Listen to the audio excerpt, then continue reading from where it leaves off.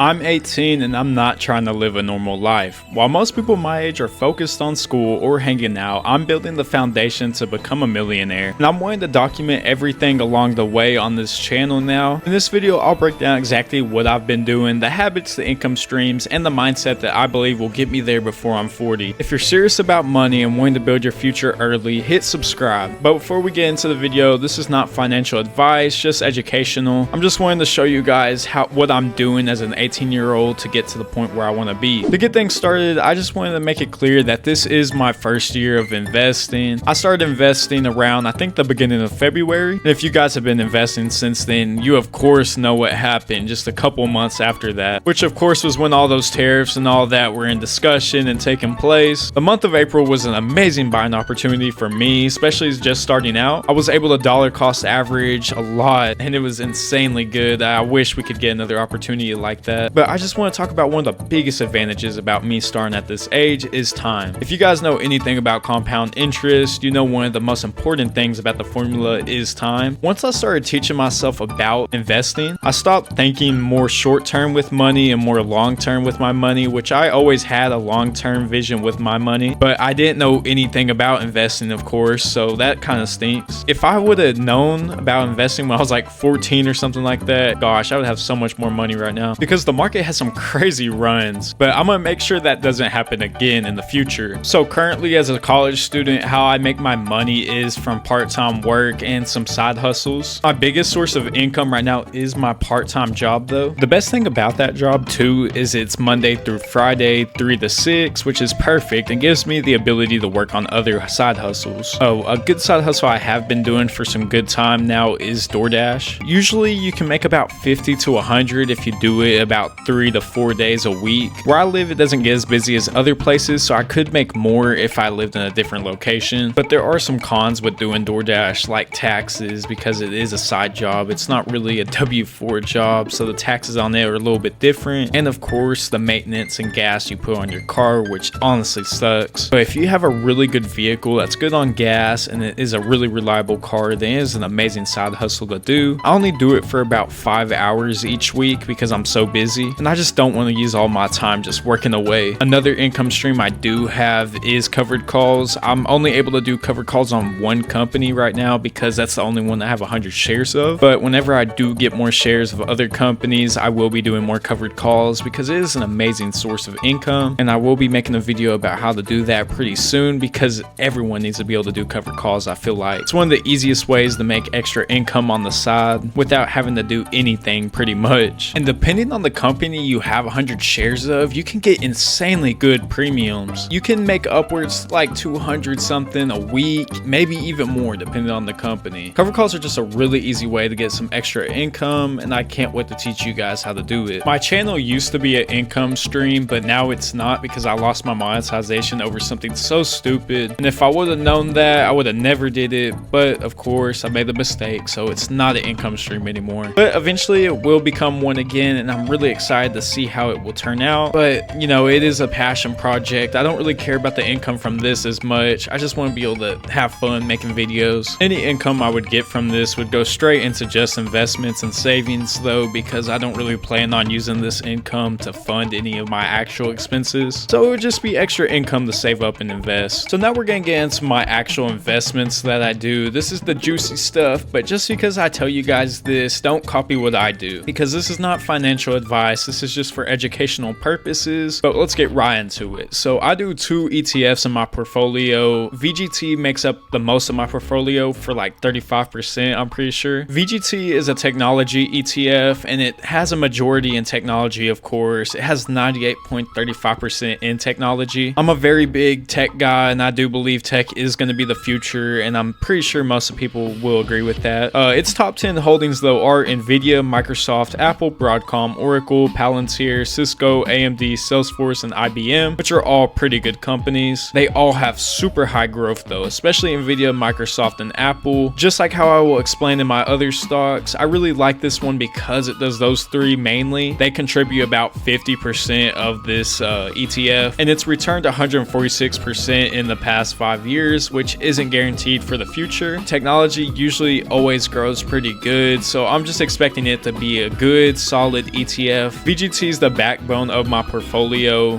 The expense ratio is also pretty low on it, so you're not having to pay as much for owning this. But yeah, VGT is one of my absolute favorite ETFs, and I will always continue to fund this until I retire. Next, we have SPY, which tracks the S&P 500. If you guys didn't know, the S&P 500 tracks the top 500 companies in the United States. So when you think of the top 500, you know, you got like Walmart, Costco, Apple, Nvidia, Microsoft, and so on. Since it has so much diversification, it makes it a lot less risky than most stocks. A lot of financial people will always say just do an S&P 500 and chill, which I'm not totally against, but you're kind of limiting your returns, which I'll kind of talk about. I mean, it's a really good thing to do though. Honestly, if you're just not into investing and researching all that, you just want to be able to save some money, this is by far the best choice to do, I feel like. But I just can't leave it out my portfolio, and I also contributed a lot in my Roth IRA, and it's just an S&P 500 fund. You know, everyone has this pretty much in their portfolios. Okay, some of the individual stocks I own are Google, Meta, Tesla, Amazon, Rich Tech Robotics. So if you guys can tell, I have the Mag 7 in my portfolio. VGT does Nvidia, Microsoft, and Apple,